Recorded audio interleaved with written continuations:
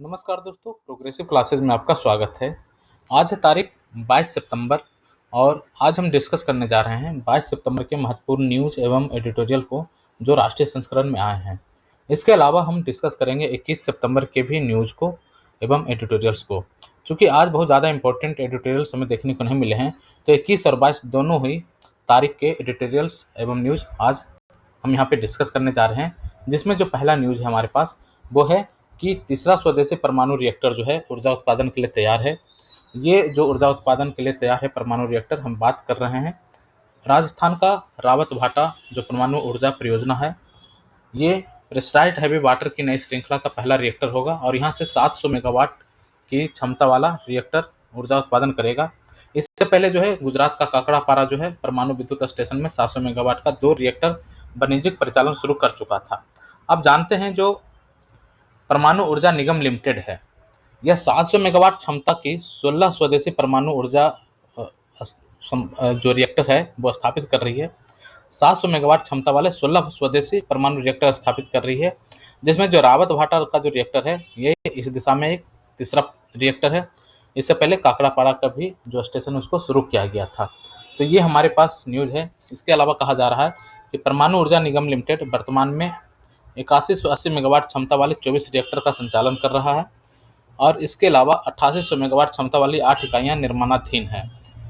इसके अतिरिक्त 7000 मेगावाट की कुल क्षमता वाले 10 और रिएक्टर जो है पूर्व परियोजना के चरण में है, जिसे 2030 से 31 तक पूरा कर लिया जाएगा। तो इस तरह से यहाँ पे हमें एक न्यूज़ देखने को मिला। एक कह सकते हैं आत्मनिर्भर भारत का जो अभियान चल रहा है उसके तहत ये चीज़ें देखने को मिली है और ख़ास करके ऊर्जा सुरक्षा को लेकर ये बहुत ही महत्वपूर्ण है। तो ये इस बात की हमने पूरा यहाँ पे चर्चा कर लिया है परमाणु ऊर्जा निगम लिमिटेड की जो भी परियोजना है आगे आने वाले भविष्य में। इसके अलावा जो है यहाँ पे एक बहुत ही शानदार न्यूज़ है। जो बम्बई हाई कोर्ट है इसने फैक्ट चेक यूनिट को असंवैधानिक करार दिया है। ये फैक्ट चेक यूनिट क्या है? तो यहाँ पे जो है केंद्र सरकार जो है इंटरनेट मीडिया प्लेटफॉर्म पर अपने कामकाज के बारे में फर्जी और जो भ्रामक सूचनाएं चलती है उसकी पहचान करने और उसे खारिज करने के लिए फैक्ट चेक यूनिट की स्थापना की अनुमति दी थी। और इसमें क्या है कि एक खंडपीठ द्वारा इस संशोधित आईटी नियम को चुनौती दी जाने वाली याचिकाओं पर एक विभाजित फैसला सुनाया गया था। फिर बाद में इसको टाई ब्रेकर जज के पास भेज दिया गया था। जो चंदूरकर जो थे ये टाई ब्रेकर जज थे। तो टाई ब्रेकर जज ने इसे एक तरह से ये जो प्रावधान था कि फर्जी और जो भ्रामक सूचनाओं की पहचान करने के लिए और उसे खारिज करने के लिए जो यूनिट बनाया गया था फैक्ट चेक यूनिट, इसको एक तरह से असंवैधानिक करार दिया और कहा गया कि यह जो नियम है यह संविधान के अनुच्छेद 14 अर्थात समानता के अधिकार, अनुच्छेद 19 भविष्य और अभिव्यक्ति की स्वतंत्रता जो होती है और 19 व्यवसाय की स्वतंत्रता के अधिकार का उल्लंघन करता है, क्योंकि इसमें नकली, झूठा और भ्रामक शब्द का जो इस्तेमाल किया गया है इसकी परिभाषा स्पष्ट नहीं है। आप इसमें किन्हें डालेंगे किन्हें नहीं डालेंगे, और इस तरह से हो सकता है कि कई सारे मुद्दे पे गलत इस पे जो फैक्ट चेक का जो यूनिट स्थापित किया गया है हो सकता है किसी गलत न्यूज़ को सही ठहरा दिया जाए और सही न्यूज़ को गलत ठहरा दिया जाए। ये चूँकि ये परिभाषित नहीं है तो परिभाषा के अंदर आप किसे लाएंगे किसे नहीं लाएंगे, तो यह चूँकि परिभाषा पूरी तरह से अस्पष्ट और गलत है तो इसकी पहचान कैसे आप स्थापित करेंगे, इसको लेकर यहाँ पे एक तरह से प्रश्न किया गया और कहा गया कि पहचान करने के लिए फैक्ट चेक यूनिट स्थापित करने का जो भी प्रावधान था इसमें ये सही नहीं है और इस तरह से इसको एक तरह से असंवैधानिक करार दिया गया। इसमें यह भी कहा गया कि आईटी के जो नए संशोधन हैं अनुच्छेद 21 का भी उल्लंघन करते हैं और अनुपात के परीक्षण को संतुष्ट नहीं करते हैं। केंद्र जो है पिछले साल अप्रैल में सरकार से संबंधित नकली, झूठा या भ्रामक ऑनलाइन सामग्री की तथ्य जांच के लिए फैक्ट चेक यूनिट बनाने का फैसला किया था, जैसा कि इसके तहत एक्स, इंस्टाग्राम और फेसबुक जैसे इंटरनेट मीडिया प्लेटफॉर्म को संशोधित नियमों के अनुसार सरकार के इस यूनिट द्वारा अपने प्लेटफॉर्म पर सामग्री की पहचान करने के बाद या तो सामग्री को हटाना या एक अस्वीकरण जोड़ना था। तो ये हमारे पास न्यूज़ था फैक्ट चेक यूनिट के बारे में, जिसे आईटी नियमों में बदलाव के संबंध में ये चीज़ लाया गया था, जिसमें प्रौद्योगिकी संशोधन अधिनियम 2023 की यहाँ पे चर्चा की गई है, जिससे असंवैधानिक करार दिया गया है बम्बई हाई कोर्ट के द्वारा। ठीक है, अगला देखते हैं, कृषि आधारित उद्योग से किसानों की आय में वृद्धि होगी, ऐसा राष्ट्रपति द्रौपदी मुर्मू कह रही हैं। और यहाँ पे कहा जा रहा है, झारखंड की बात करें तो जनजाति, यहाँ पे द्रौपदी मुर्मू जी झारखंड गई हुई थी और वहाँ पे किसानों की आय के संबंध में बात करते हुए उन्होंने कहा कि झारखंड में जनजातीय समाज जो है लाह उत्पादन से जुड़ा हुआ है। और लाह उत्पादन जो है एक तरह से प्लास्टिक का प्रतिस्थापन कर सकता है, एक विकल्प हो सकता है। यह प्लास्टिक का विकल्प है और इससे पर्यावरण संरक्षण का काम हो सकता है। उन्होंने संस्थान के अधिकारियों से कई मुद्दों पर बात किया और इसमें किसानों के प्रशिक्षण संबंधी जो भी मुद्दे थे उस पर उन्होंने चर्चा की। उन्होंने कृषि के क्षेत्र में काम करने वाली दूसरी संस्थाओं के साथ ही भारतीय कृषि अनुसंधान परिषद को भी इसमें कार्य करने की सलाह दी। इसके अलावा यहाँ पे एक बात कही जा रही है, राष्ट्रीय कृषि उच्चतर प्रसंस्करण संस्थान नीसा, ये बहुत ही इंपॉर्टेंट है। राष्ट्रीय कृषि उच्चतर प्रसंस्करण संस्थान नीसा को किसानों की आय में वृद्धि के लिए लाह उत्पादन से संबंधित जो चीज़ें हैं उसमें नए अनुसंधान करने के लिए उन्होंने एक तरह से प्रेरित किया है। तो नीसा को किसानों की आय में वृद्धि करने के लिए लाह के दिशा में, लाह की जो खेती होती है इस दिशा में नए अनुसंधान करने चाहिए, ऐसा द्रौपदी मुर्मू जी कह रही हैं। लाह उत्पादन के क्षेत्र में हुए शोध से संबंधित प्रदर्शनी भी उन्होंने देखा। इसके अलावा हम यहाँ पर देखते हैं कि एक विकिरण इकाइयों, मतलब विकिरण इकाइयों के विस्तार के बारे में विभिन्न क्या है कि जो बजट आया था उस बजट में भी इसकी चर्चा की गई थी। इसमें इरेडिएशन यूनिट की स्थापना की बात कही गई थी बजट में भी। तो किसानों की आय को बढ़ाने के लिए केंद्र सरकार का जोर अब खाद्य प्रसंस्करण उद्योग को अधिक प्रोत्साहन देने पर है। इसके तहत खाद्य प्रसंस्करण उद्योग मंत्रालय ने देश में इरेडिएशन यूनिट, विकिरण इकाइयों की संख्या बढ़ाने का निर्णय किया है। इन इकाइयों में गामा रे से उपचारित कृषि उपजों व खाद्य पदार्थों को सुरक्षित संग्रहित करने की अवधि बढ़ जाएगी और किसी भी तरह के रसायन से मुक्त इन पदार्थों को शीतगृह आदि में रखने की लागत कम आने से किसानों को लाभ होगा। तो इरेडिएशन यूनिट की स्थापना की बात यहाँ पे कही जा रही है, जहाँ पे गामा रे से उपचारित कृषि उपजों को संरक्षित या सुरक्षित रखा जाएगा। इससे क्या है कि उसको रखने की लागत कम आएगी, इससे किसानों की आय में वृद्धि होगी।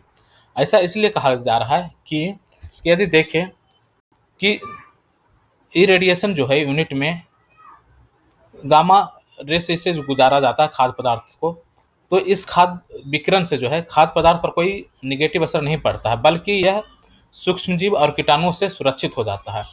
पदार्थ को संग्रहित करने की लागत घट जाती है, जैसे कि आलू को 5-6 डिग्री तापमान पर संग्रहित करने की जरूरत होती है, तो उसी पदार्थ को यदि विकिरण के बाद गुजार दें तो वह 14 से 15 डिग्री तापमान पर संग्रहित किया जा सकता है। इससे बिजली की बचत होगी।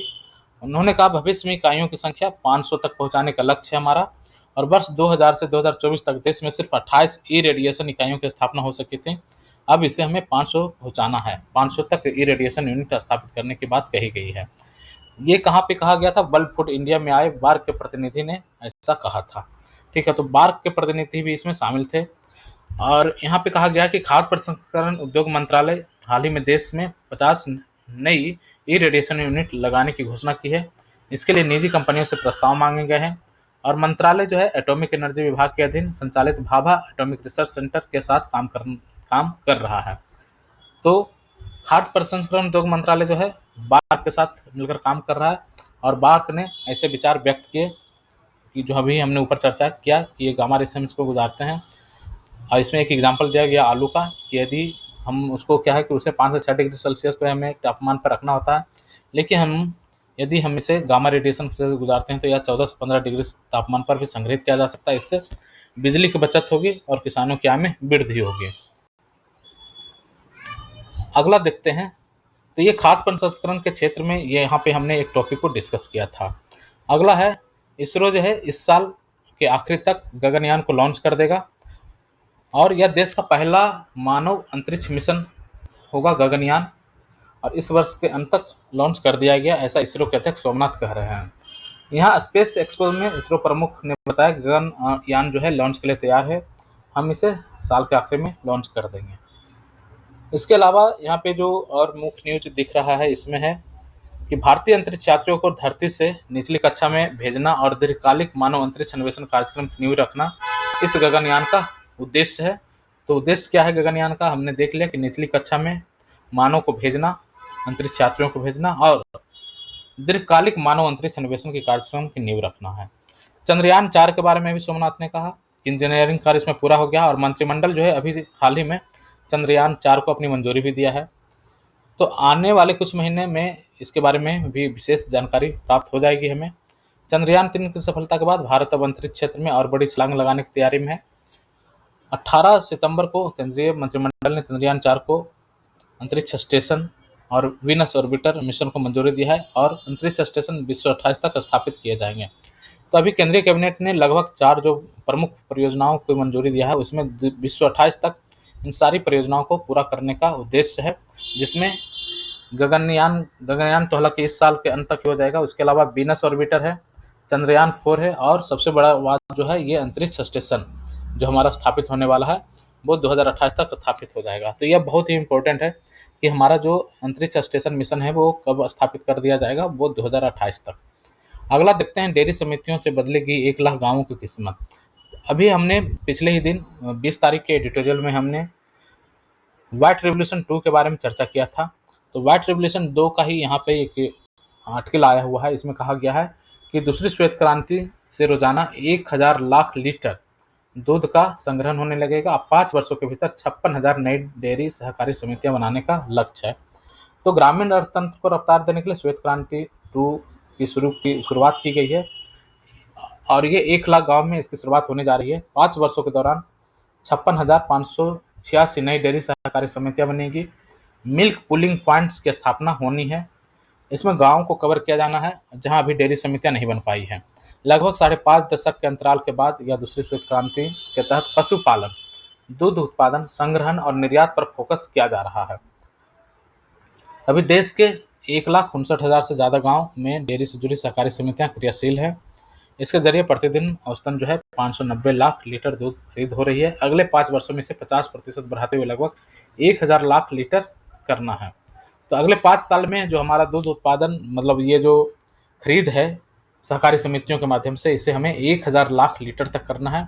अभी देश में दूध संग्रहण में प्रतिवर्ष लगभग 6% की दर से वृद्धि हो रही है, इसे बढ़ाकर 9% करना है। तो अभी हमारा जो दूध संग्रहण है वो प्रतिशत लगभग प्रति साल 6% है, इसको 9% तक ले जाना है। तो ग्राम स्तर पर पहले से क्रियाशील 46,000 डेयरी समितियों को भी सम्मिलित किया जाएगा। उन गांवों में उच्च स्तर की दूध संकलन इकाइयां और मिल्क कूलर, डेटा प्रोसेसर एवं परीक्षण आदि उपकरण लगाए जाने हैं। इससे क्या प्राथमिक डेयरी सहकारिता के नेटवर्क का विस्तार होगा और महिलाओं की भागीदारी बढ़ेगी। छोटे गोपालक के घर से जो है बाजार तक उसकी पहुंच होगी और उनको एक तरह से लाभकारी मूल्य मिल पाएगा। तो देश में दूध का उत्पादन बढ़ेगा और घरेलू मांग की आपूर्ति हो सकेगी। निर्यात क्षमता में वृद्धि होगी। एनडीडीबी की ओर से कराए गए एक सर्वे में कहा गया है कि दूध में अभी भी असंगठित क्षेत्र का प्रभुत्व है, इससे गुणवत्ता को नियंत्रित करने में दिक्कत होती है। लेकिन जब सहकारिता के जरिए गांव-गांव से अधिक मात्रा में दूध का संकलन होगा तो संगठित डेयरी उद्योग को व्यापक प्रोत्साहन मिलेगा, जिसके बाद उपभोक्ताओं को शुद्ध दूध भी मिल सकेगा। तो राष्ट्रीय डेयरी विकास बोर्ड जो है योजना की तैयार करने की उसको जिम्मेदारी दी गई है पूरी तरह से, और इस तरह गांव और पंचायत स्तर पर आसान से ऋण और सारी सहूलियत की व्यवस्था की जाएगी। पायलट प्रोजेक्ट का काम आरंभ कर दिया गया है। 1,000 बहुउद्देशीय प्राथमिक साख समितियां पैक्स को डेयरी विकास की आधारभूत संरचना के लिए एनडीडीबी द्वारा 40-40 हज़ार रुपये का अनुदान, ये भी हमने चर्चा किया था कि प्रतिवर्ष जो है 40-40 हज़ार रुपये पर पैक्स इनको अनुदान भी दिया जाएगा। प्रयोग सफल हुआ तो सभी डेयरी सहकारी समितियों को इसके दायरे में रखा जाएगा। ये हमने ओवरऑल व्हाइट रेवोल्यूशन 2 जो धीरे धीरे प्रोग्रेस कर रहा है उसके ऊपर हमने यहाँ पे चर्चा किया है। अब यहाँ पे कहा गया है कि वर्षवार जो दूध संग्रहण का लक्ष्य है 24-25 में 720 लाख लीटर में, अब 25-26 इस तरह से यदि 28-29 तक देखें तो 1,000 लाख लीटर जिसकी हम चर्चा कर रहे हैं अगले 5 साल में, तो 1,000 लाख लीटर हमारा यहाँ दूध संग्रहण का लक्ष्य है। ठीक है, आगे देखते हैं। देखिए, पानी के उपयोग से संबंधित अभी वाटर कन्वेंशन भी हुआ था और इसके अलावा जो है पानी के उपयोग में सुधार के लिए बहुत सारे सुझाव दिए गए थे, जिसमें यहाँ पे चर्चा कर रहे हैं हम bureau of water use efficiency की। Bureau of water use efficiency की चर्चा कर रहे हैं। इसका रिपोर्ट हुआ था जिस पे अमल नहीं हुआ है। ऐसे में कहा गया है कि इस रिपोर्ट में पानी को बेहतर इस्तेमाल सुनिश्चित करने के लिए एक अहम सिफारिश की गई थी कि जैसे कृषि में पानी का उपयोग में सुधार और उद्योग जगत को पानी के उपयोग से जुड़े उपकरणों की स्टार रेटिंग तय करने के लिए राजी करना। अब देखते ज़्यादातर जो है हमारा जो जल है वो 80% यूज होता है हमारा कृषिगत क्षेत्रों में, कृषि क्षेत्र में 80% जल यूज हो जाता है।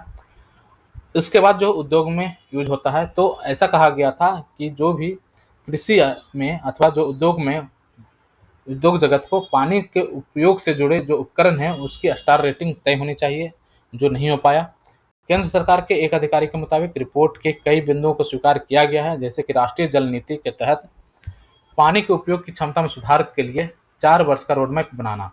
कहा गया कि रिपोर्ट में, हालांकि जो सरकार कर रही है, उनके अधिकारी कह रहे हैं कि बहुत सारे जो पॉइंट्स थे जो सिफारिश की गई थी, किसके, bureau of water use efficiency का जो रिपोर्ट आया था उसमें बहुत सारी सिफारिशें की गई थी, उससे हमने काफ़ी उसको एडेप्ट भी किया है। जैसे कि राष्ट्रीय जल नीति के तहत पानी के उपयोग की क्षमता में सुधार के लिए 4 वर्ष का रोडमैप बनाया हमने, और राज्यों के साथ उनके बीच बेहतर तालमेल सुनिश्चित करना और कृषि में सिंचाई के तौर तरीकों में सुधार के लिए तकनीकी सहयोग उपलब्ध कराना। अधिकारी ने कहा कि लेकिन कई ऐसे अधिक पहलू हैं जिन पर और अधिक चर्चा की जरूरत है। सूत्रों के अनुसार राज्य मोटे तौर पर तो इससे सहमत हैं कि कृषि में पानी की खपत 50% कम की जाए, तो सभी के उपयोग के लिए उपलब्ध पानी की मात्रा 20% तक बढ़ सकती है।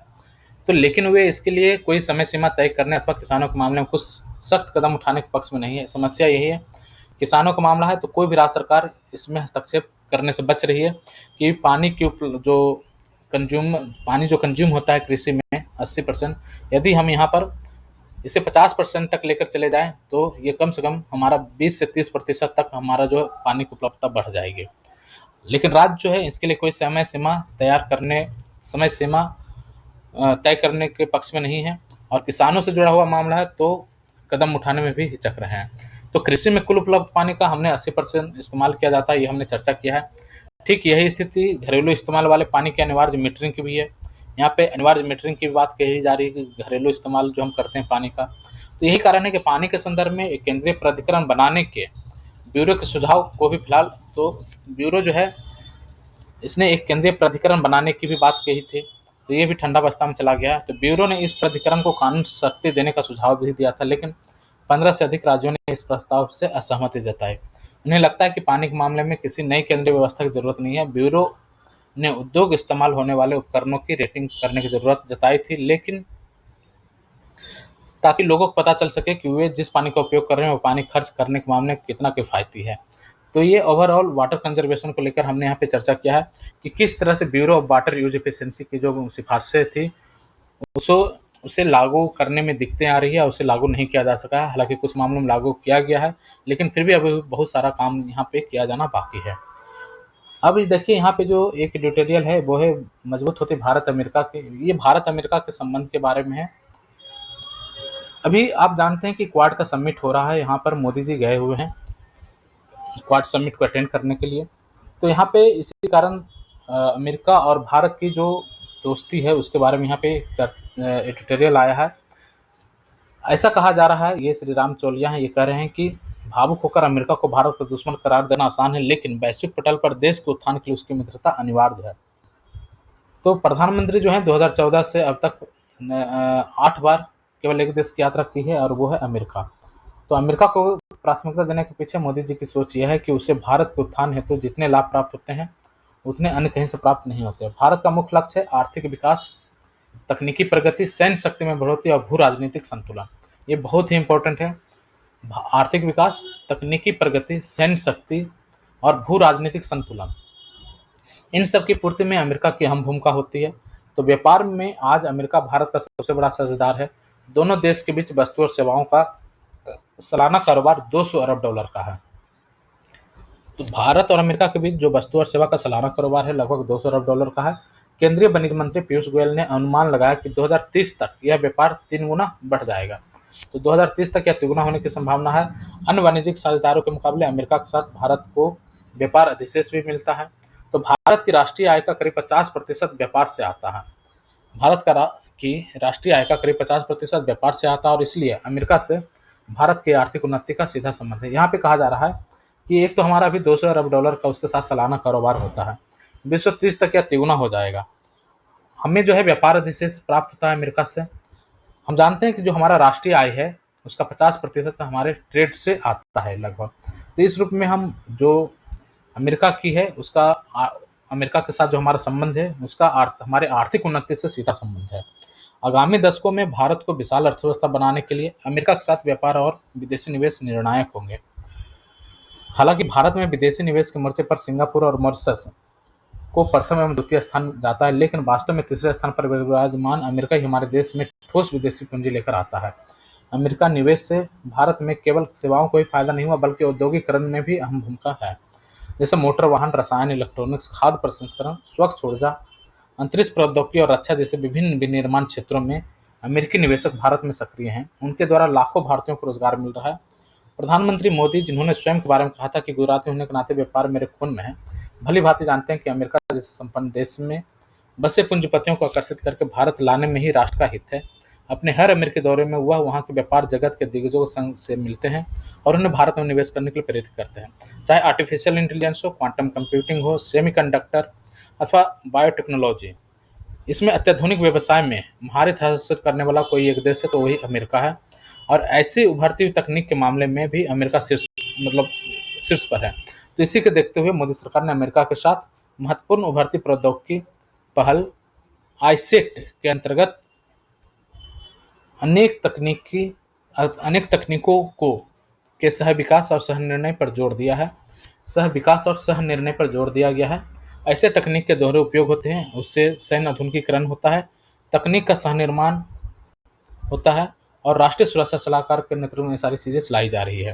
तो इसके अनदेखी नहीं की जानी चाहिए कि अमेरिका ने अपने मुख्य प्रतिद्वंदी चीन को संवेदनशील प्रौद्योगिकी देने रोक दिया, जबकि ऐसी प्रौद्योगिकी को वह भारत के साथ साझा करने के लिए तत्पर है। तो इस दोहरी रणनीति के कारण अमेरिका की यह चिंता है कि चीन आर्थिक और सैन्य ताकत में उससे आगे निकल जाएगा और पश्चिमी उदार अंतर्राष्ट्रीय व्यवस्था को नष्ट कर देगा। भारत लोकतंत्र होने के नाते और शक्ति में चीन से अपेक्षाकृत कमतर होने के कारण अमेरिका के अभिजात वर्ग और आम जनता को खतरा नहीं लगता। इसलिए अमेरिका को भारत पर अंतर्राष्ट्रीय निर्यात नियंत्रण व्यवस्थाओं और नियमों जैसी बाधाओं को देखो यहाँ पे निर्यात नियंत्रण जो व्यवस्था है अमेरिका की और नियमों जैसी बाधाओं को दूर करने में सहायक रहा है। अमेरिका चीन संबंध में कटुता ने अमेरिका भारत सामरिक साझेदारी को नया आयाम दिया है। अमेरिका अपतटीय संतुलन ऑफशोर बैलेंसिंग रणनीति के तहत भारत और अन्य महत्वपूर्ण देशों को समृद्ध और सशक्त करके चीन पर अंकुश लगाने की मंशा रखता है। यहाँ पे चीन का जो पक्ष है उसको लेकर यहाँ पे कहा जा रहा है कि अमेरिका जो है ऑफशोर बैलेंसिंग रणनीति के तहत भारत और अन्य मैत्रीपूर्ण देशों को समृद्ध और सशक्त करके चीन पर अंकुश लगाने की मंशा रखता है। वामपंथी और गुटनिरपेक्षता को लेकर आग्रही विश्लेषकों ने इसे लेकर यही चेतावनी दी कि भारत को अमेरिका के रचे हुए खेल में प्यादा बनकर चीन के दुश्मनी नहीं मोल लेना चाहिए। ये जो हम जान रहे यहाँ पे क्या लिखा हुआ था कि हम मानते हैं कि जो अमेरिका से दोस्ती है वो सही नहीं है। ये जो विचार आया एक तरह से कह सकता है ये वामपंथी और गुटनिरपेक्षता वाला जो विश्लेषक हैं सो कॉल्ड उनके द्वारा ये खेल जो एक तरह से रचा गया और कहा गया कि यह चीन से दुश्मनी लेने जैसा है। पर मोदी सरकार ने इस दृष्टिकोण को तवज्जो नहीं दिया क्योंकि चीन आए दिन आक्रामकता दिखाता रहता है। तो वर्तमान स्थितियों में भारत के लिए एशिया पर हावी होने के लिए प्रयासरत चीन और अपनी क्षमताओं को मजबूत करते अमेरिका के बीच तटस्थ रहने का सवाल ही नहीं पैदा होता। इसमें कोई संकोच नहीं होना चाहिए कि चीन भारत का सामरिक प्रतिस्पर्धी है जबकि अमेरिका भारत का सामरिक साझेदार है। बहुत स्पष्ट यहाँ पे लिखा हुआ है चीन जो है हमारा सामरिक प्रतिस्पर्धी है जबकि अमेरिका हमारा सामरिक साझेदार है। मोदी सरकार की विदेश नीति चीन और अमेरिका के मामले में दूध का दूध और पानी का पानी कर दिया है, लेकिन इस विषय पर भारत में स्पष्टता नहीं बन पाई है। यहाँ कई समीक्षक और नागरिक घरेलू राजनीति के नजरिए से अमेरिका को परखते हैं। अमेरिका के कुछ सरकारी संस्थान भारत के आंतरिक विषयों पर आलोचना करते रहते हैं। इसी तरह वहाँ का मीडिया और बुद्धिजीवी वर्ग मोदी सरकार और संघ परिवार के विरुद्ध दुष्प्रचार करता रहता है। इसके चलते कई भारतीय अमेरिका को अनुचित हस्तक्षेप और अवांछित कृत्यों के लिए दोषी ठहराते हैं। कुछ विश्लेषकों के अनुसार अमेरिका गुप्त अभियानों के माध्यम से भारत में सत्ता परिवर्तन की भी कोशिश कर रहा है। लगता है कि ऐसे आलोचक भारत की लोकतांत्रिक क्षमता पर उतना भरोसा नहीं रखते जितना वो उन्हें रखना चाहिए। यहाँ पे डीप स्टेट की बात कही जा रही है कि कई बार ऐसा लग रहा है कि जिस तरह से बांग्लादेश में सत्ता परिवर्तन हुआ, पाकिस्तान में हुआ, इसी तरह से ऐसा लग रहा है कि जो गुप्त अभियान के माध्यम से अमेरिका भारत में भी सत्ता परिवर्तन के प्रयास में लगा हुआ है। तो यहाँ पे कहा जा रहा है कि भारत की जो लोकतांत्रिक क्षमता है ये बांग्लादेश और पाकिस्तान जैसा नहीं है। भारत की लोकतांत्रिक क्षमता काफ़ी सुदृढ़ है और उन्हें उस पर विश्वास रखना चाहिए। ऐसे लोगों में वैश्विक भू राजनीति का ज्ञान नहीं होता जो ऐसी बात कर रहे हैं। उनकी संवेदनशीलता अंतर्राष्ट्रीय राजनीति से परे है।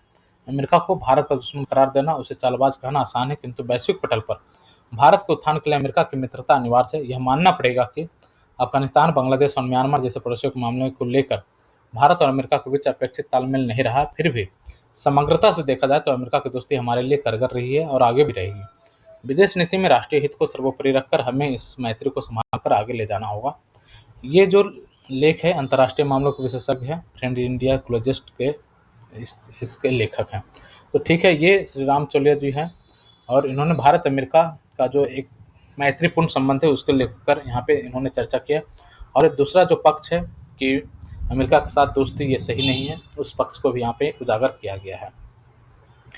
अब अगला हम देखते हैं मंगल मिशन की। एलन मस्क जो है मंगल पर मानव बस्ती बसाना चाहते हैं, लेकिन यह आसान नहीं है। इसी के कारण कहा गया है कि बहुत कठिन है डगर मंगल की। तो देखते हैं क्या इसमें लिखा हुआ है। स्पेस एक्स के संस्थापक एलन मस्क, और उन्होंने कहा कि उनकी कंपनी अगले 9 वर्ष में मंगल ग्रह पर इंसान को उतारने में सफल हो जाएगी।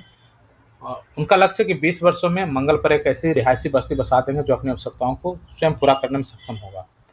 स्पेस एक्स का जन्म ही मंगल पर मानव कॉलोनी बसाने के उद्देश्य से हुआ था और मस्क के दृष्टिकोण इस दिशा में स्पष्ट एवं दूरदर्शी है।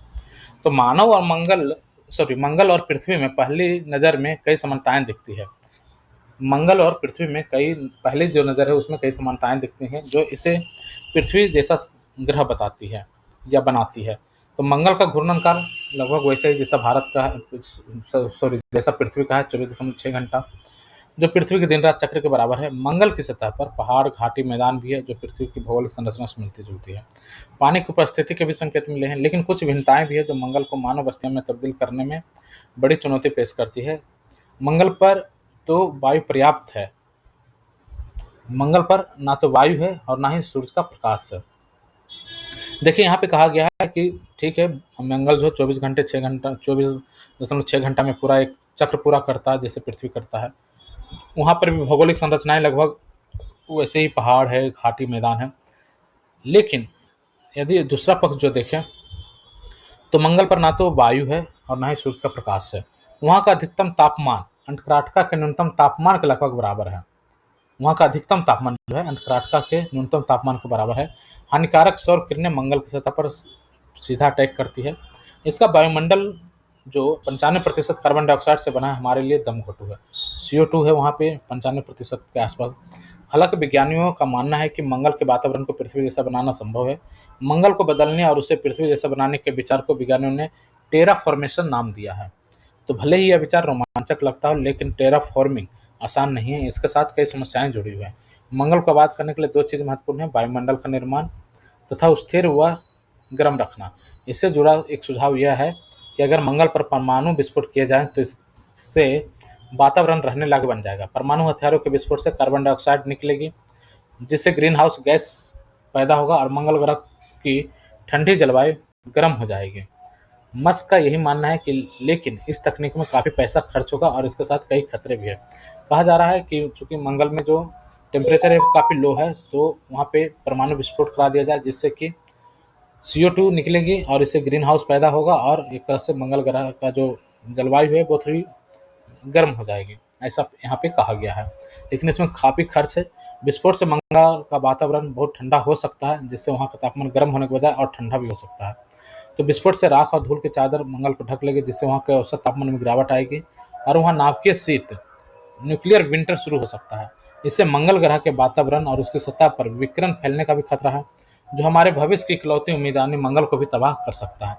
लिहाजा मंगल की टेराफॉर्मिंग टेढ़ी खीरे और कोई भी कदम उठाने से पहले हमें सोचना चाहिए। तो ये हो गया मंगल ग्रह पर मानव बस्ती बसाने का जो स्पेस एक्स, ये एलन मस्क का जो मिशन है उसके बारे में कि क्या समस्याएं हैं मंगल ग्रह पर बस्ती बसाने को लेकर के। अगला देखते हैं।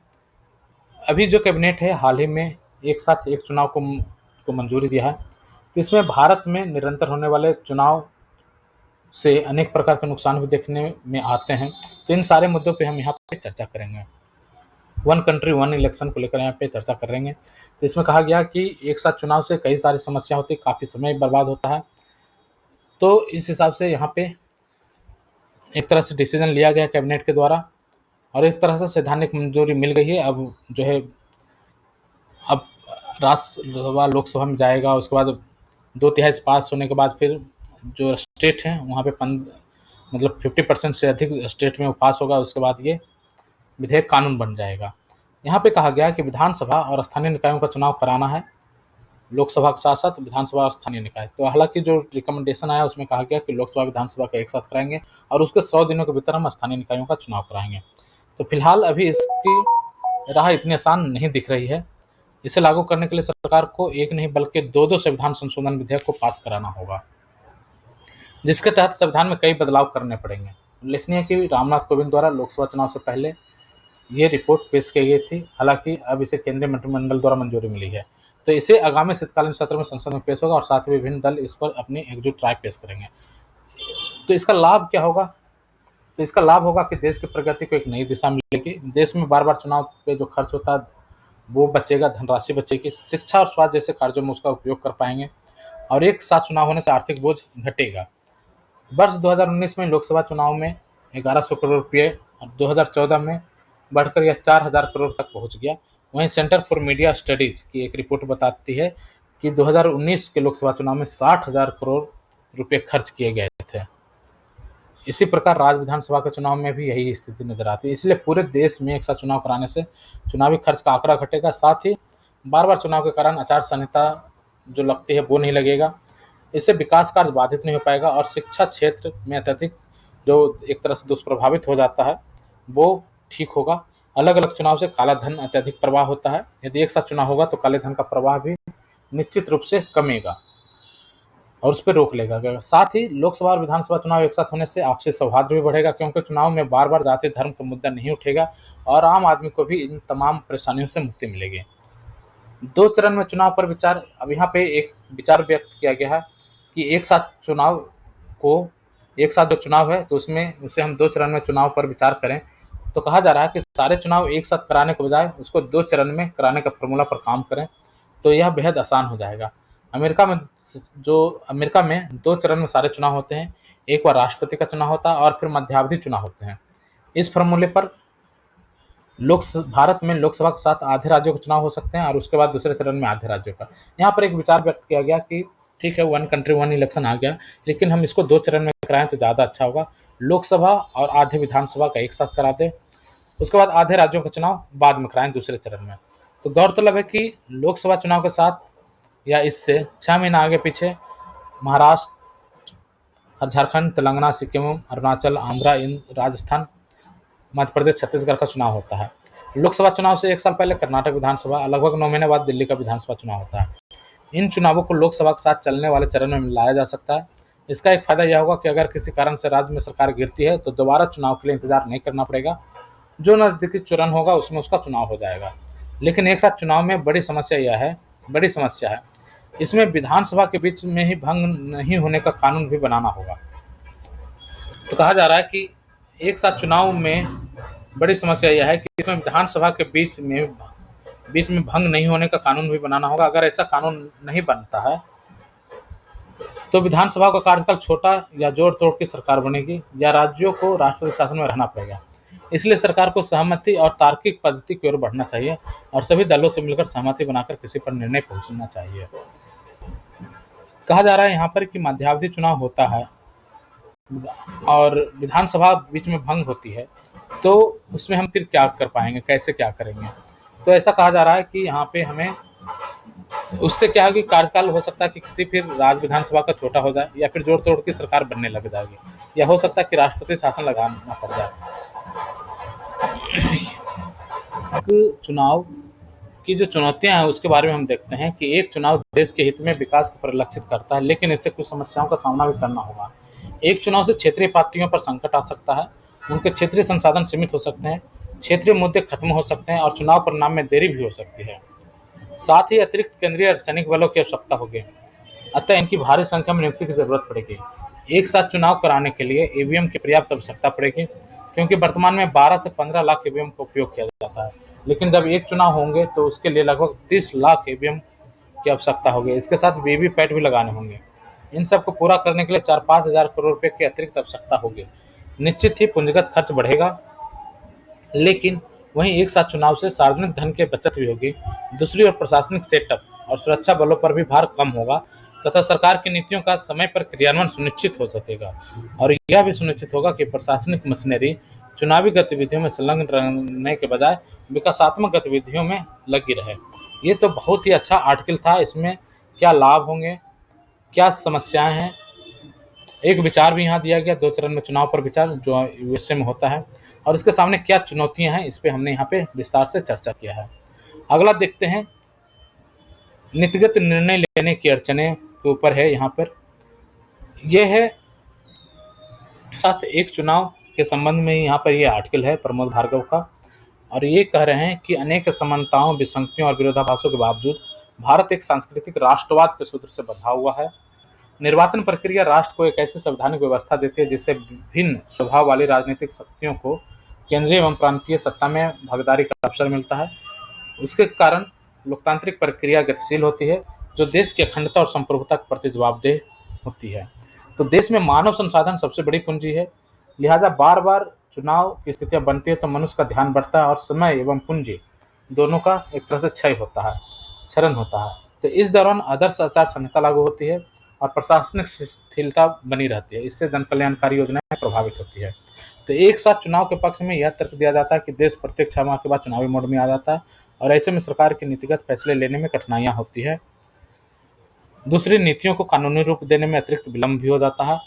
यह तर्क अपनी जगह पर जायज है। वैसे भी राजनीतिक दलों की महत्ता तभी है जब वे नीतिगत निर्णय को अधिकतम लोकतांत्रिक बनाने के लिए अपने सुझाव दें और उन्हें विधेयक के प्रारूप का हिस्सा बनाने के लिए नैतिक दबाव बनाएं। ऐसा नहीं है कि एक साथ चुनाव का विचार कोई नया है, 1952-67 तक भी ये साथ साथ चलता रहा। ये सारे मुद्दे हम पहले भी चर्चा कर चुके हैं। इंदिरा गांधी का केंद्रीय सत्ता था, उसमें वर्चस्व कायम था, राजनीतिक विद्वेष और हस्तक्षेप हुआ, इसके कारण ये सारे बदलाव आ गए थे। ठीक है, अगला देखते हैं कि चूंकि संविधान में लोकसभा और विधानसभा चुनाव कराने का उल्लेख तो है लेकिन दोनों चुनाव एक साथ कराने का कोई ही उल्लेख नहीं है, तो संविधान में इन चुनावों का निश्चित जीवन काल भी नहीं है। वैसे यह कार्यकाल 5 वर्ष के लिए होता है लेकिन बीच में सरकारी अल्पमत में आ जाने के कारण या किसी अन्य कारण के चलते सरकार गिराई जाती है। तो केंद्रीय विधि आयोग ने 2018 में केंद्र सरकार के को प्रस्ताव दिया था कि 5 साल के भीतर यदि सरकार भंग होने की स्थिति बने तो रचनात्मक अविश्वास मत हासिल किया जाए। यहाँ पर एक शब्द आया है, रचनात्मक अविश्वास शब्द हासिल किया जाए। मसलन किसी सरकार को लोकसभा या विधानसभा के सदस्य अविश्वास मत से गिरा सकते हैं, तो इसके विकल्प में जिस दल या गठबंधन पर विश्वास हो या जिसे विश्वास मत हासिल हो जाए उसे बतौर नई सरकार की शपथ दिलाई जाए। कुछ विपक्षी दल एक साथ चुनाव के पक्ष में शायद इसलिए नहीं है क्योंकि उन्हें आशंका है कि ऐसा होने पर जिस दल ने अपने पक्ष में माहौल बना लिया तो केंद्र व ज़्यादातर राज्य सरकारें उसी की दल की होगी। तो बार बार चुनाव की स्थितियां निर्मित होने के कारण सत्ताधारी राजनीतिक दल को यह भय बना रहता है कि उसका कोई नीतिगत फैसला ऐसा ना हो जाए कि दल के समर्थक मतदाता नाराज हो जाए। इस कारण सरकारों को अनेक प्रकार के लोभावन फैसले लेने पड़ते हैं। वर्तमान में अमेरिका सहित अनेक देश ऐसे हैं जहां एक साथ चुनाव बिना किसी बाधा के संपन्न होता है। भारत में भी एक साथ चुनाव की प्रक्रिया वर्ष 2029 से होती है, तो केंद्र और राज्य सरकार बिना किसी दबाव के देश व लोकहित में अपने फैसले ले सकेगी और सरकार को पूरा 5 साल विकास और सुशासन को सुचारू रूप से कार्य करने का मौका मिलेगा। तो ये वन कंट्री वन इलेक्शन को लेकर ही ये भी आर्टिकल था। तो वन कंट्री वन इलेक्शन को लेकर हम काफ़ी आर्टिकल डिस्कस कर चुके हैं। इससे पहले भी 20 तारीख को भी हमने डिस्कस किया था, 18 या 19 को भी किया था। अगला देखते हैं एमएसएमई को कर्ज देने के लिए आधार में हो रहा है बदलाव। तो नई क्रेडिट लाइन पर जल्द पायलट प्रोजेक्ट शुरू होगा। छोटे और मध्यम उद्योग को 10% अधिक कर्ज देने का लक्ष्य रखा गया है। तो चालू वित्त वर्ष में 24-25 के लिए जो बजट पेश हुआ था उसमें एमएसएमई को कर्ज देने के लिए नई क्रेडिट लाइन बनाने का ऐलान हुआ था और वित्तीय सेवा विभाग जो है उसने बताया कि बैंक इस दिशा में तेजी से काम कर रहे हैं। जल्द इसे लेकर पायलट प्रोजेक्ट शुरू होगा और सरकार एमएसएमई को चालू वित्त वर्ष के पिछले वित्त वर्ष की तुलना में 10% अधिक कर्ज देने का लक्ष्य रखा है और इस हिसाब से एमएसएमई को इस साल 27.5 लाख करोड़ रुपये का कर्ज दिया जाएगा। तो एमएसएमई को इस साल 27.5 लाख रुपये का लगभग 27 लाख करोड़ का कर्ज दिया जाएगा। वर्तमान में एमएसएमई को उनके कारोबार के टर्नओवर या फिर उनकी संपदा के आधार पर कर दिया जाता है, लेकिन नई क्रेडिट लाइन के तहत उनके रोजाना की कमाई और लेन देन को भी कर्ज का आधार बनाया जा सकता है। तो यही कहा जा रहा है कि एमएसएमई को कर्ज देने के आधार में हो रहा है बदलाव। जो हम एक बेस लाइन एक तैयार कर रखते थे कि टर्नओवर क्या है, उस आधार पर हम उन्हें लोन देते थे या उनकी संपत्ति के आधार पर, लेकिन अब इसमें हम कह रहे हैं कि कमाई और लेन देन, रोजाना की कमाई और लेन देन को भी कर्ज का आधार बनाया जाएगा। एम एसबीआई और अन्य बैंक नई क्रेडिट लाइन तैयार करने के लिए सॉफ्टवेयर डेवलप कंपनियों की मदद ले रहे हैं। सूत्रों के मुताबिक नई क्रेडिट लाइन के तहत एमएसएमई का डिजिटल डाटा एकत्रित किया जाएगा। इसका फायदा मुख्य रूप से सूक्ष्म उद्यमियों को मिलेगा जो अभी मुख्य धारा में नहीं है, जिनका कोई सिबिल स्कोर नहीं है या जिनका बैंकों के साथ पहले से कोई लेन देन नहीं चल रहा। वैसे छोटे उद्यमी भी नए क्रेडिट लाइन के तहत आसानी से कर्ज ले सकेंगे। अब अगला देखते हैं तकनीक। तो ऊपर जो हमने आर्टिकल डिस्कस किया ये था एमएसएमई के जो आधार हैं उसमें काफ़ी सारी चेंजिंग हो रहे हैं नई क्रेडिट लाइन के कारण। और ये जो है सूक्ष्म जो उद्योग हैं जिनका कोई सिविल स्कोर नहीं है उनको मुख्य धारा से एक तरह से जोड़ने का प्रयास किया जाएगा और इसमें बैंक भी काफ़ी सक्रिय है। अगला हम देखेंगे मिशन मौसम। तो मिशन मौसम के बारे में हमने पहले भी आर्टिकल में चर्चा किया है, तो उसी को फिर से यहाँ पे लाया गया। इसमें कहा जा रहा है कि प्राकृतिक आपदा को रोकने में मिशन मौसम जो है काफ़ी लाभकारी सिद्ध होगा। तो यही कहा जा रहा है कि तकनीक रोकेगी प्राकृतिक आपदा और इसका उद्देश्य क्या है, मौसम संबंधी घटनाओं का सटीक पूर्वानुमान लगाना और उनके प्रभावों को नियंत्रित करना।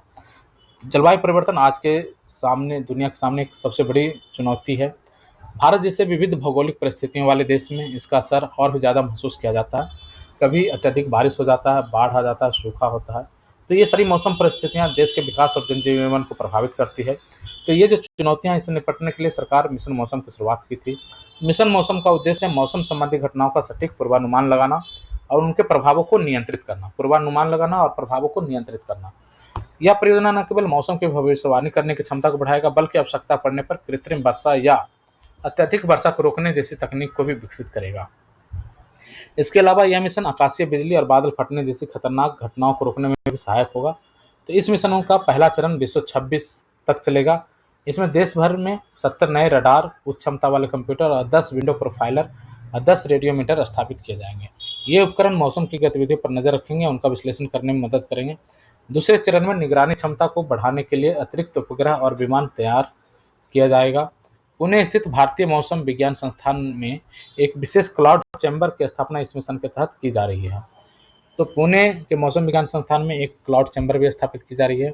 यह चैम्बर विज्ञानियों को बढ़ते तापमान के संदर्भ में बादलों में होने वाले परिवर्तन का अध्ययन करने में सक्षम बनाएगा और इस प्रयोगशाला में कृत्रिम रूप से बादल बनाए जाएंगे और उन पर विभिन्न प्रयोग किए जाएंगे। इससे विज्ञानियों को बादलों की प्रक्रियाओं को बेहतर ढंग से समझने में मदद मिलेगी और यह पता लगा पाएंगे किस प्रकार के बादलों में सीडिंग करके वर्षा कराई जा सकती है।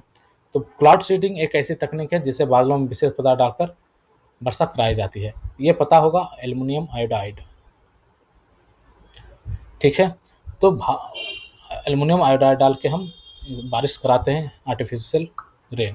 तो वर्तमान में भारतीय मौसम विभाग ने देश भर में 39 डॉप्लर रडार स्थापित किए हैं, लेकिन कोई विंड प्रोफाइलर नहीं है। भारत की तुलना में चीन में 260 रडार और 128 विंड प्रोफाइलर हैं। इससे पहले भी हम डिटेल में इस चीज़ को डिस्कस कर चुके हैं। जबकि अमेरिका में 160 और 100 विंड प्रोफाइलर। मिशन मौसम इस अंतर को पाटने और भारत की मौसम निगरानी क्षमता को विश्व स्तर पर लाने का प्रयास करेगा। यह किसान को फसल चक्र की बेहतर योजना बनाने में मदद करेगा, जल संसाधन के कुशल प्रबंधन में सहायक होगा और प्राकृतिक आपदाओं को रोकने में सहायक हो सकता है। अगला देखते हैं, ये आज की न्यूज़ में आया था दवाओं की गुणवत्ता को लेकर के। जब हम बीमार होते हैं तो हम चाहते हैं कि हम दवा का सेवन करें और हमारा स्वास्थ्य ठीक हो जाए, लेकिन जब दवा की गुणवत्ता सही नहीं होगी तो स्वास्थ्य कैसे ठीक होगा। इससे क्या है कि आपका खर्च भी होगा और आपके शरीर पर निगेटिव इफेक्ट भी होगा।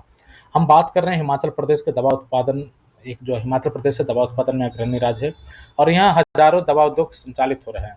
यहाँ पर बनी दवाएं विदेशों में भी जाती है। केंद्रीय दवा नियंत्रक मानक संगठन देश भर में हर महीने दवाओं के सैंपल लेता है और लिए गए सैंपल की रिपोर्ट जारी करता है। हर महीने कई दवाएं मानकों पर खरी नहीं उतरती है। तो एक रिपोर्ट अभी शुक्रवार को लिया गया जिसमें 48 दवाएं मानक पर खरीद नहीं उतरी। इनमें अधिकतर दवाएं रक्तचाप, ब्लड प्रेशर, फीवर, जुकाम, कीमोथेरेपी एवं दर्द निवारक हैं। इन दवाओं में 17 हिमाचल प्रदेश में निर्मित हुई थी। अन्य दवाएं पंजाब, हरियाणा, उत्तराखंड में बनी थी। तो CDSCO ने संबंधित राज्य को इन उद्योगों के विरुद्ध कार्रवाई करने के निर्देश जारी किए। दवाओं की गुणवत्ता मानकों के अनुरूप ना हो तो प्रश्न उठना स्वाभाविक है। इन दवाओं के सेवन से स्वास्थ्य को नुकसान की आशंका तो रहती है, लोगों की आर्थिक क्षति भी होती है। ऐसी व्यवस्था की जानी चाहिए कि दवाओं को बाजार में उतारने से पहले ही उनकी गुणवत्ता की जांच की जाए और गुणवत्ता में सही पाने जाने पर ही बाजार में भेजी जाए। दवाओं की जांच के लिए प्रयोगशालाओं की संख्या बढ़ाई जाए। ताकि दवाओं का सैंपल जल्द से जल्द हो सके। इसके साथ ही जिन लोगों ने इन दवाओं का सेवन किया उन्हें भी इनकी कीमत लौटाई जानी चाहिए। ऐसे उद्योगों पर भी कार्रवाई की जानी चाहिए जिनकी दवाएं बार बार मानकों पर खरी नहीं उतरती है। उम्मीद करें कि दवाओं की गुणवत्ता सुनिश्चित करने के लिए आवश्यक कदम उठाए जाएंगे। अगला हम देखेंगे, आज है विश्व नदी दिवस 22 सितंबर। इस दिन को हम विश्व नदी दिवस मनाते हैं।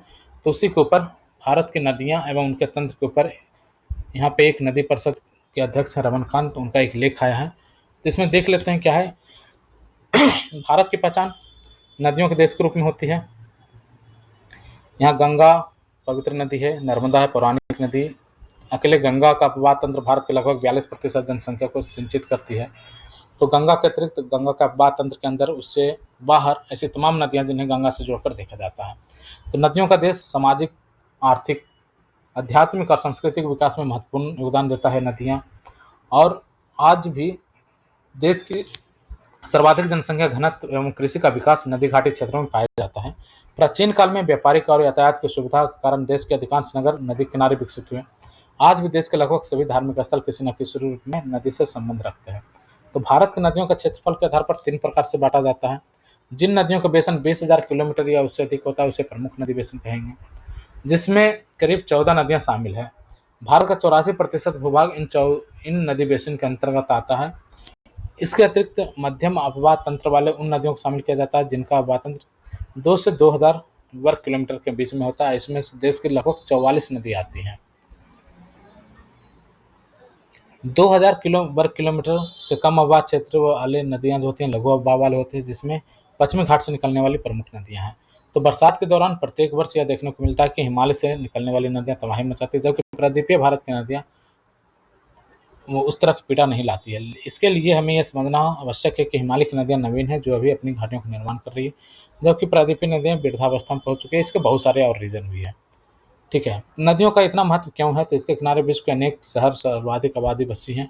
नदियों को जीवनदायिनी माना गया है। नदियाँ ऐसा तंत्र है जिसमें लगातार पानी रहता है। नदियों की प्रकृति ऐसी है, जब उसमें पानी रहेगा तो वहाँ का भूजल स्तर भी बना रहेगा।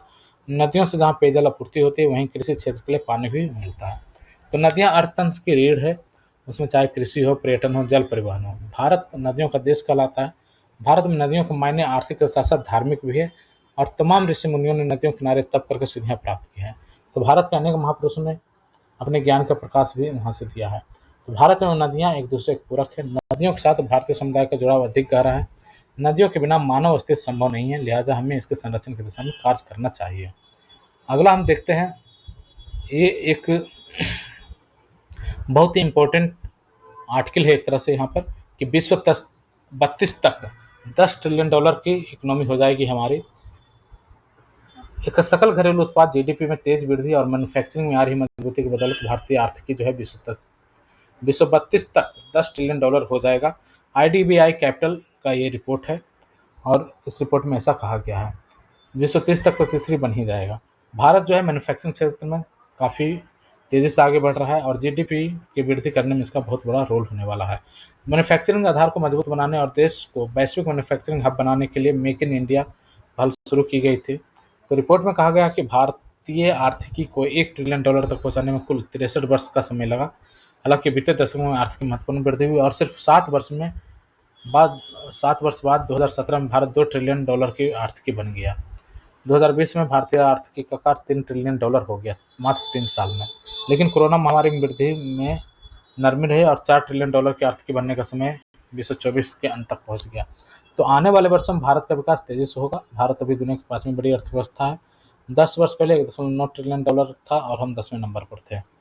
हाल में S&P ग्लोबल ने भी कहा था कि 6.7% की वृद्धि दर के साथ भारत विश्व 30 से 31 तक दुनिया की तीसरी बड़ी अर्थव्यवस्था बन जाएगा। मैन्युफैक्चरिंग में अमेरिका चीन को पीछे छोड़ने की संभावना है। कहा जा रहा है कि आने वाले वर्षों में भारत जो है मैन्युफैक्चरिंग के लिहाज से प्रमुख अर्थव्यवस्था बन जाएगा। और भारत औद्योगिक उत्पादन सूचकांक IIP में अमेरिका, चीन, जर्मनी, दक्षिण कोरिया और जापान जैसे प्रमुख देशों को पछाड़ देगा। IIP में प्रमुख देशों को पछाड़ देगा औद्योगिक उत्पादन सूचकांक। ठीक है, नियति की संभावनाओं को लेकर रिपोर्ट में कहा गया कि 2030 में वैश्विक निर्यात में भारत करीब 25% हिस्सेदारी होगा। कहा जा रहा है कि विश्व 30 में वैश्विक निर्यात में भारत की करीब 25% हिस्सेदारी होगा और निर्यात का आकार $2 ट्रिलियन पहुंच जाएगा। वाह! जो निर्यात का आकार है वो $2 ट्रिलियन हो जाएगा और हमारी जो वैश्विक हिस्सेदारी हो जाएगी वो 25% तक हो जाएगी। विश्व 24 में भारत के कुल निर्यात $776 अरब रहने का अनुमान है। तो अभी भारत का जो निर्यात में हिस्सेदारी है वो कितना है? ये है हमारा 21.51% अभी है और इसे 25% तक लगभग ये पहुंच जाएगा। और जो हमारा आयात है, imports of goods and services percentage GDP का कितना है? 24.15%। यही हम यहाँ पे चर्चा कर रहे हैं कि गुड्स एंड सर्विसेज का जो परसेंटेज है ऑफ जीडीपी वो हमारा निर्यात है 21.51% और आयात है 24.15%। निर्यात में अभी हम 14वां नंबर पर है वर्ल्ड वाइड। ठीक है, तो ये हमारा ये आज का ये लगभग इसमें इकोनॉमी का जो था पॉइंट यही था। विश्व 32 तक हम $10 ट्रिलियन की आर्थिकी हमारी हो जाएगी। इसके अलावा एक इंटरेस्टिंग यहाँ पे एक न्यूज़ हमें देखने को मिला। न्यूज़ क्या है? तो ये एक बुक के बारे में यहाँ पे लिखा हुआ है, द आर्ट ऑफ रूल। इसमें एक्चुअली कहा गया है कि जो गुड गवर्नेंस है जिसकी हम चर्चा करते हैं, गुड गवर्नेंस और स्टेट्सक्राफ्ट यानी सुशासन या शासन कला, तो जैसी संकल्पनाओं को पश्चिम की देन हम समझते हैं संभवतः, और भारतीय शास्त्रों की ज्ञान सभ्यता शक्ति से हम भिज्ञ नहीं हैं। तो प्राचीन भारतीय शास्त्रों पर दृष्टिपात करें तो उनमें शासन के विभिन्न अवयवों से लेकर कूटनीति राजनीति के अथाह मंत्र यहाँ पे छिपे हुए हैं। ऐसे ही 151 मंत्रों की माला के जो है वो द आर्ट ऑफ रूल नामक एक पुस्तक में दिया गया है। इसमें रामायण महाभारत से लेकर ऋग्वेद यजुर्वेद मनुस्मृति विदुर नीति हितोपदेश राजतरंगिणी जैसे कई ग्रंथों से संकलित श्लोक को इसमें डाला गया है। तो ये सुशासन से संबंधित ये पुस्तक है the art of rule, Deepali Vashishtha का लिखा हुआ है। तो इसमें जो सुशासन है और शासन कला जो होती है उसके ऊपर यहाँ पे भारतीय शास्त्र जो भी हैं जैसे महाभारत रामायण मनुस्मृति विदुर नीति यजुर्वेद हितोपदेश राजतरंगिणी, यहाँ से बहुत सारे जो श्लोक हैं उसको संकलित किया गया है। और इस यहाँ पे प्रभावपूर्ण प्रस्तुति यहाँ पे की गई है कि एक शासक का आदर्श गुण क्या होना चाहिए, उसके लिए न्यायप्रियता कितना महत्वपूर्ण है, उसे मंत्रणा के लिए किन पर भरोसा करना चाहिए आदि पहलुओं को इस पर रखा गया है।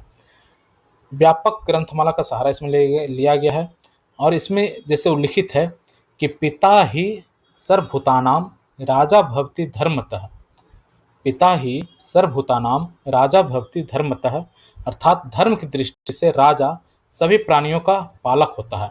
सुशासन का एक सबसे बड़ा मेन कोर चीज़ ये होना चाहिए कि जो भी शासन तंत्र में है, जो भी प्रशासन में है, उनको ये विचार रखना चाहिए जो है राजा, प्रशासक, अधिकारी, आप जिस पोस्ट पर भी हैं, किसी भी सरकारी कर्मचारी, कोई भी आप सरकारी कर्मचारी के रूप में काम कर रहे हैं या किसी भी तरह के सेवक हैं, वहाँ पे आपके अंदर ये विचार होना चाहिए कि पिता ही सर्वभूतानाम राजा भवति धर्मतः, अर्थात धर्म की दृष्टि से राजा सभी प्राणियों का पालक होता है। तो उसमें यह भी उल्लेख किया गया है कि राज्ञो विप्रति कुलस्थो न जातु सुखमेध मते, यानी राजा के प्रतिकूल चलने वाला कभी सुखी नहीं हो सकता। ये यहाँ पर ये भी एक श्लोक लिखा हुआ है, लेकिन हमारा जो मकसद था इसके ऊपर है पिता ही सर्वभूतानाम राजा भवति धर्मतः, अर्थात धर्म की दृष्टि से हम एक सिविल सेवक के रूप में, हम एक अधिकारी के रूप में, हम एक प्रशासक के रूप में, हम अपनी जनता के साथ, अपनी पब्लिक के साथ, लोगों के साथ हम किस तरह से बिहेव करते हैं और हमारा क्या कार्य है उनके प्रति, ये क्या उत्तरदायित्व है हमारा उनके प्रति, इस बात का हमें बोध होना चाहिए। लेकिन ज़्यादातर जो लोग हैं वो इस वाले श्लोक को फॉलो कर रहे हैं, वो सिर्फ ये मानते हैं कि राजा के प्रतिकूल चलने वाला कभी सुखी नहीं हो सकता और उसे आप प्रताड़ित करते रहते हैं। तो राज्ञो विप्रति कुलस्थो न जातु सुख में देते, राजा को ये लगता है, प्रशासक को ये लगता है, अधिकारी को ये लगता है कि आप हमारे अनुकूल चलिए। वहीं प्रजा की चिंताओं के प्रति बेपरवाह राजा कभी अपने पद का सुपात्र नहीं हो सकता। विभिन्न पहलुओं को विविध प्रमाणिक संदर्भों के साथ यहाँ पे इस पुस्तक में से समेटा गया है। ठीक है, तो जब भी हम सुशासन का जैसे निबंध लिखना हो या सुशासन की चर्चा करना हो तो हम इस चीज़ को ये जो श्लोक है वहाँ पे उसकी चर्चा कर सकते हैं, पिता ही सर्वभूतानाम राजा भवति धर्मतः। ठीक है, तो इसी चीज़ के लिए हम यहाँ पे इसको हम शामिल किए थे। ठीक है, तो आज का ये डिस्कशन हमारा समाप्त होता है, फिर हम कल मिलते हैं जो भी नए टॉपिक्स और जो भी उसमें ट्यूटोरियल्स आएंगे, न्यूज़ आएंगे उसके साथ।